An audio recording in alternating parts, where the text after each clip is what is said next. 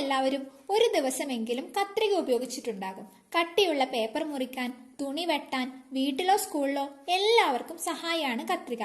പക്ഷേ ഈ അത്ഭുതം നമ്മൾക്ക് സമ്മാനിച്ചതാരാണ്? ഏറ്റവും ആദ്യത്തെ കത്രികകൾക്ക് ഏകദേശം 3500 വർഷം പഴക്കമുണ്ട്.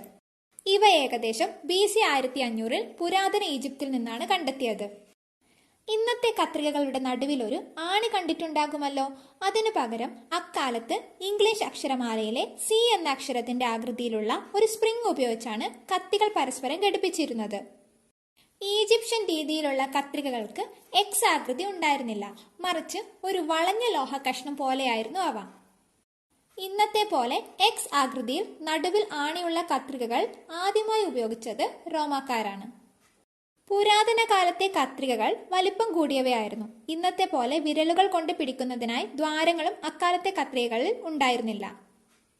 ഇന്ന് നാം കാണുന്ന തരത്തിലുള്ള കത്രിക നിർമ്മിച്ചത് 1761-ൽ റോബർട്ട് ഹിഞ്ച്ക്ലിഫ് എന്ന ഇംഗ്ലീഷുകാരനാണ്. കൂടുതൽ അറിയുന്നതിനായി താഴെ കാണുന്ന ആരോ മാർക്കിൽ ക്ലിക്ക് ചെയ്യുക.